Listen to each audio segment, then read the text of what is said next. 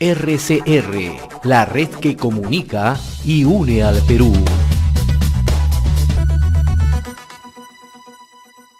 Hace unos días se puso en marcha el Fondo de Desarrollo que destina el 2.5% de la recaudación petrolera en el distrito de Puinahua, en la provincia de Requena, ¿no? Por las operaciones del lote 95 a cargo de Petrotal, ¿no?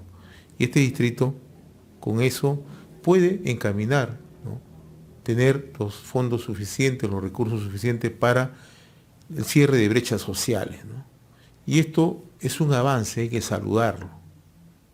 Pero lo que está ocurriendo en estos últimos días, donde un grupo de nativos, de personas, ¿no?, bajo la sombría de la Asociación Indígena de Desarrollo y Conservación del Bajo Puinahua, AIDECOBAT, que está atentando contra la empresa, contra la población de Puinahua, contra el ambiente y dejando de lado cualquier norma o respeto a la legalidad y al propio Estado, es de preocupación, ¿no?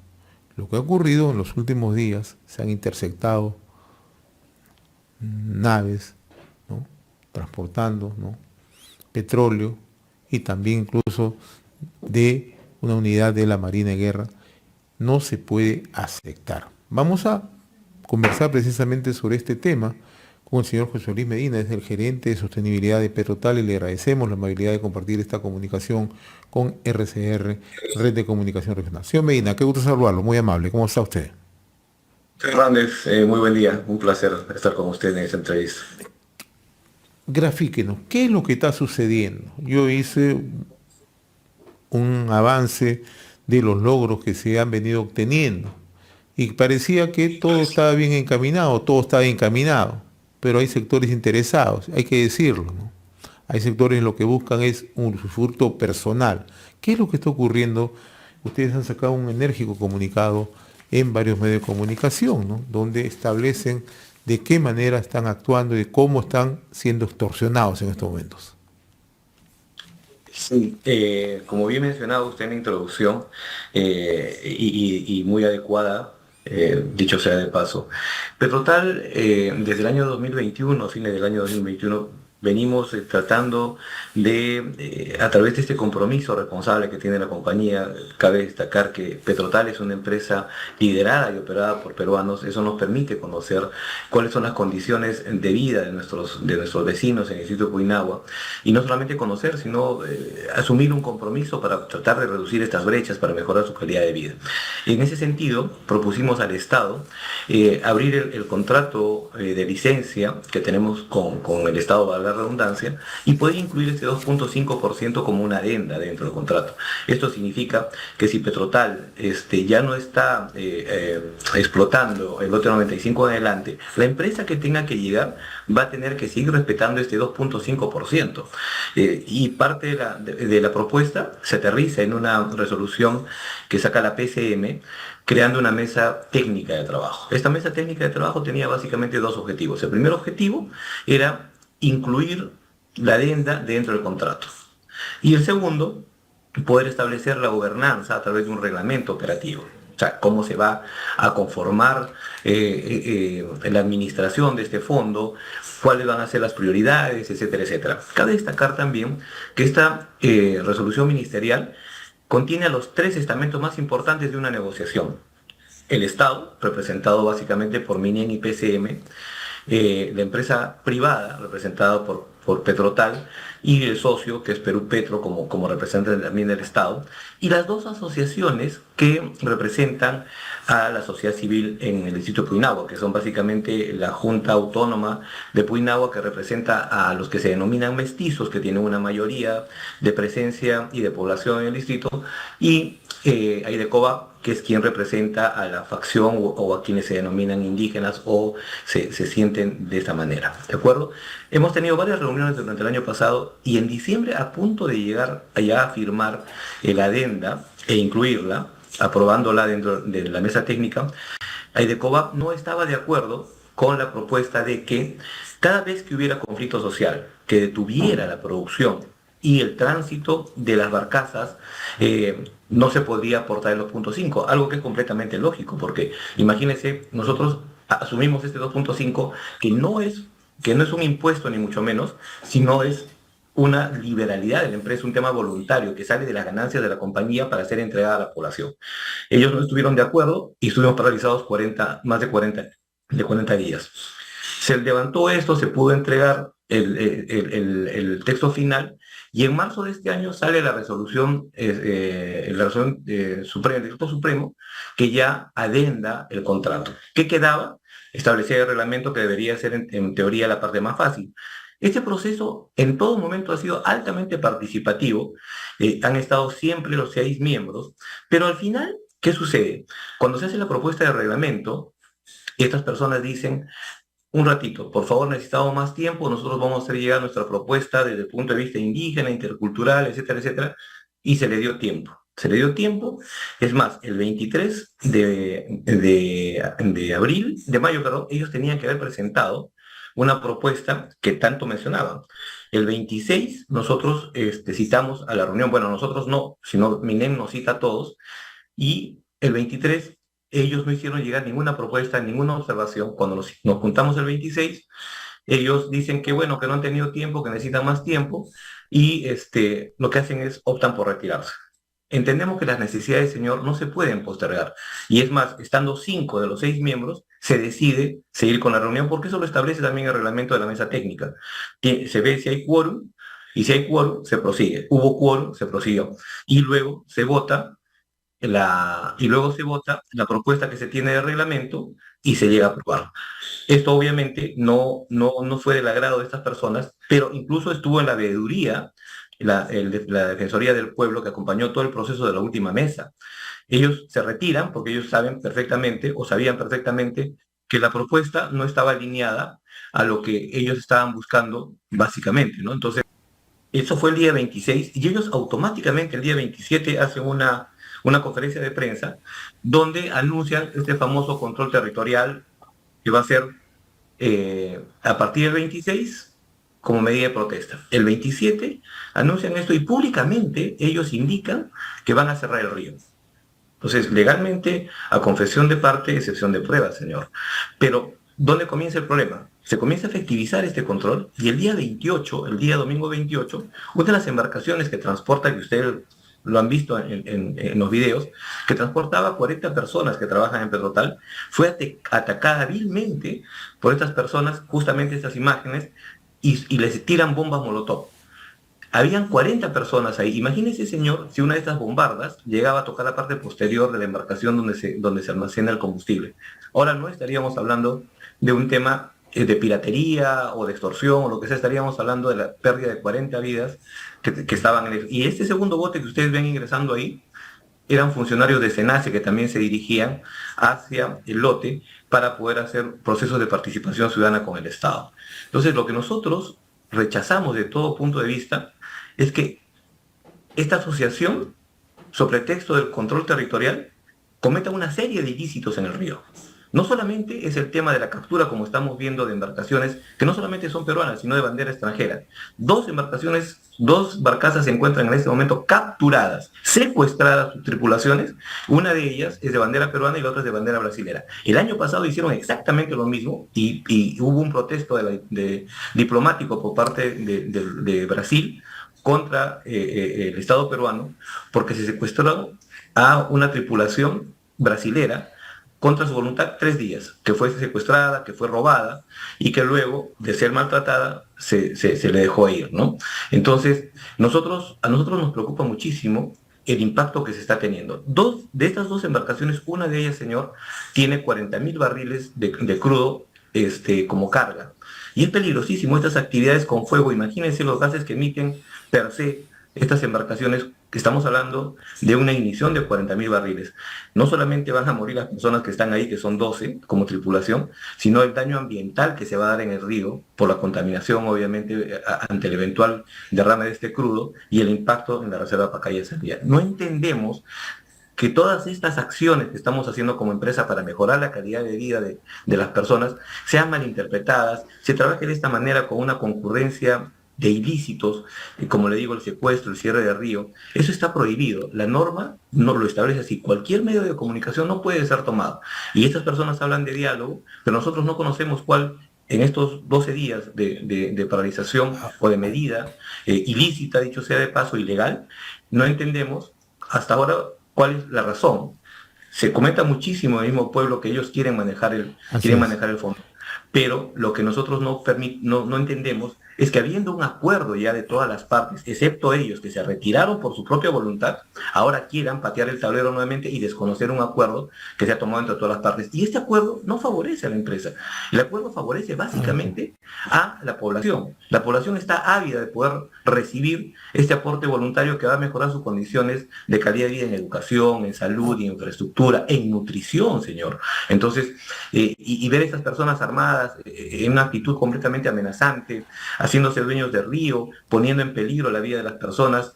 La Marina y la Fiscalía ingresaron hace 2 días atrás al río y fueron Sí, atacados. sí. Un tripulante de la Marina fue atacado, no se sabe si es con un arma de fuego o con un arma contundente, punzocortante, en la cabeza, a 2 centímetros del ojo, pudo haber perdido el ojo. Y eso es justo, eso Sí, está enmarcado en lo que establece la norma, o sea, cualquier persona se puede, sobre pretexto de que no se la ha tomado en cuenta cuando ellos se retiran de la mesa, poder tomar acciones ilícitas que ponen en riesgo la vida de las demás personas, nosotros creemos que no. sí, sí. Invocamos al diálogo. Sí, Señor Medina, gracias. sí, a propósito de lo que usted nos acaba de explicar, ¿no? Ayer nosotros conversamos con el economista Roger Grandes, quien él es presidente del Instituto de Desarrollo Socioeconómico en Loreto y tiene a su cargo Prospectiva Amazónica, ¿no? Y él hacía toda una gráfica de los beneficios que constituye directamente para las comunidades, ¿no? Aledañas precisamente al proyecto en el lote 95, ¿no? El 2.5% del Fondo de Desarrollo y cómo esto permitiría el cierre de brechas.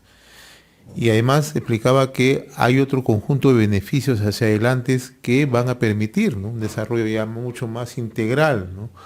Como es el propio tema de canon, ¿no? Petrolero, de hidrocarburos. ¿Qué hay detrás de todo esto? ¿Solamente desconocer la aprobación del reglamento o es que quieren tomar el control como lo han hecho en otras oportunidades en Loreto? Y nosotros creo que no hay que ser un erudito en la materia para darse cuenta cuál es el fondo realmente que persigue esta paralización, plagada de ilícitos, como le digo. Ahora tuvimos una reunión, estamos tratando de comunicarnos con las autoridades, estamos tratando de que se restablezca el Estado de Derecho en la zona. No es posible, como le decía, que estas personas estén por encima de los derechos de las demás. La gente del mismo distrito, los chicos no pueden ir al colegio porque el río está cerrado, no hay tránsito aguas arriba y aguas abajo, la gente no puede comercializar, nosotros no podemos realizar nuestro trabajo de transporte de crudo que se produce. Cabe destacar que Petrotal es el mayor productor de crudo en este país, producimos más del 50% del crudo en el ¿Cuánto Perú. se está Y perdiendo diariamente, señor Medina, para tener mire, una idea para el exacta? fondo, ¿Cuánto pierde la comunidad en recibir justamente recursos? ¿Cuánto pierde el gobierno regional? ¿Y cuánto petróleo no se puede, ¿no? sacar de la zona de producción? correcto, qué buena pregunta. Mire, el fondo, el que hemos ideado nosotros para mejorar la condición de vida, como bien menciona usted, el fondo deja de percibir alrededor de 200.000 soles diarios. ¿Ya? La región deja de percibir alrededor de 620.000 soles diarios que ya no van a ser pagados por concepto de canon. Y adicionalmente, el país va a tener que comenzar a exportar seguramente combustible porque nosotros estamos dejando de operar ya varios días. Pero adicionalmente, también algo que hay que tomar en cuenta es que Petrotal abastece de crudo a la refinería de Iquitos y no vamos a poder hacer tampoco esa entrega, lo que va a significar obviamente un gran impacto porque no va a haber distribución de combustible en la región Loreto, y no solamente para el transporte público privado, sino también para el transporte aéreo. Y eso es algo que no se está viendo en este momento, ¿no? Seguramente vamos a tener una serie de complicaciones en adelante, pero más allá de lo económico, creo que lo que debe primar aquí es la condición de preservar la vida humana y la integridad de las personas que están alrededor, que viven en el distrito y que creo que merecen todo el respeto. No entendemos que estas medidas radicales para conseguir objetivos alternos al que fue creado el fondo, se tengan que seguir propiciando, pero sobre todo se mantengan.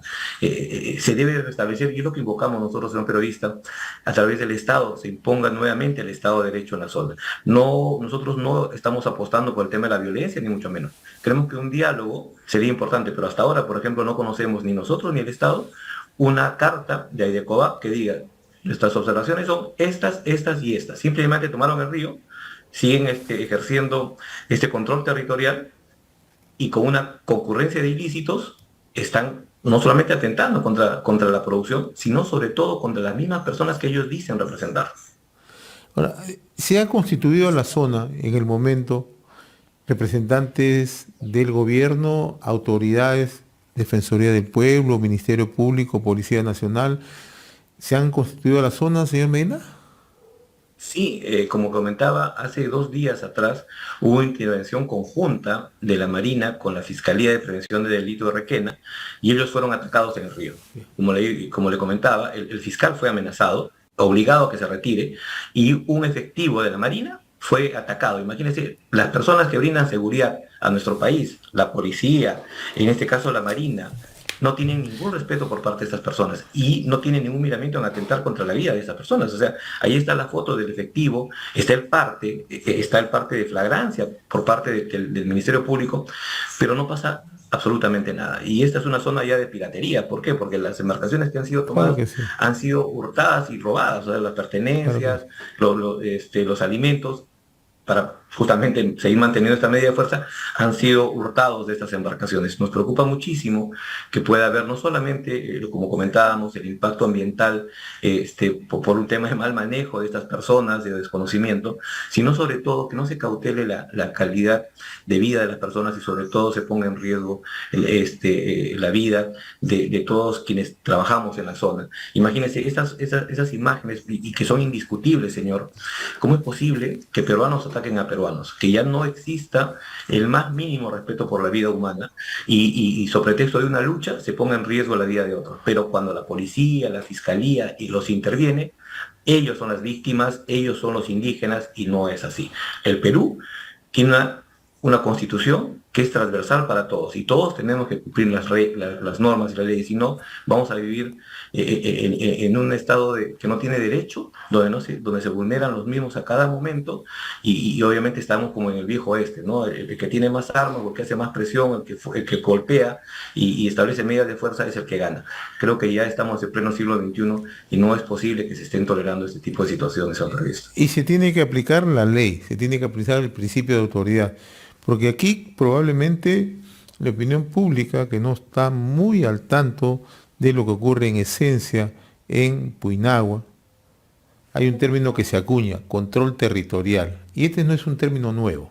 Este es un término que permanentemente sectores muy ligados a organizaciones, ¿no?, nativas, ¿no?, pero que tienen intereses particulares, utilizan esta terminología, control territorial. Si el gobierno no está en capacidad de aplicar la ley en este caso, estamos frente a un hecho que puede ir escalando. Hoy es Petrotal, pero puede ser cualquier otra empresa. Bajo esa terminología de control territorial, ellos están sujetos a hacer cualquier despropósito, a extorsionar, a delinquir, a hacer zonas liberadas. Yo le agradezco, señor Medina, esta comunicación. Ojalá que podamos estar en contacto de manera permanente. Estos hechos no se pueden aceptar. Somos un país que tiene constitución política, que se define por un marco legal, ¿no? Y así como se defienden los derechos de los hermanos nativos en las comunidades nativas originarias, el derecho de las personas es igual. Y eso tenemos que preservarlo. El derecho de los peruanos es por igual. Yo le agradezco la amabilidad, señor Medina. Ha sido un gusto conversar con usted. No sé si tenga algo que agregar, por favor. Un placer, señor Hernández, agradecerle por el espacio. Es importante, como usted bien menciona, que la población y la opinión pública conozca de este tema. No puede ser posible que un concepto pueda estar por encima de los derechos fundamentales de las personas, en primer lugar. En segundo lugar, instamos a que el diálogo prime, porque la otra parte, por ejemplo, de la población que no se siente representada como indígena y que siente lo que usted y yo hemos definido como un abuso, en el entendido de este concepto que le da una sombría de impunidad, digo el concepto de control territorial, que da una sombría de impunidad a todos estos actos ilícitos, puedan estar siendo vulnerados también en sus derechos estas personas, y esperemos que esto no vaya a terminar más bien en un enfrentamiento de pueblo contra pueblo. Por eso es importante que el Estado pueda accionar, es importante que las instituciones que tienen que velar por el diálogo, por el establecimiento de la paz, puedan accionar lo antes posible, porque si no, la próxima entrevista, de repente, señor periodista, vamos a tener que hablar de derramamiento de sangre y eventualmente pérdida de vidas, que eso es lo que no se quiere. Por favor, invocamos al Estado a que pueda jugar su rol, cumplir sus funciones y se pueda restablecer el Estado de Derecho en una zona donde al parecer ya no hay reglas y es una tierra de nadie. Muchísimas gracias, señor Hernández. Yo le agradezco la amabilidad. Con RCR, Red de Comunicación Regional, señor José Luis Medina, gerente de sostenibilidad de Petrotal. RCR, la red que comunica y une al Perú.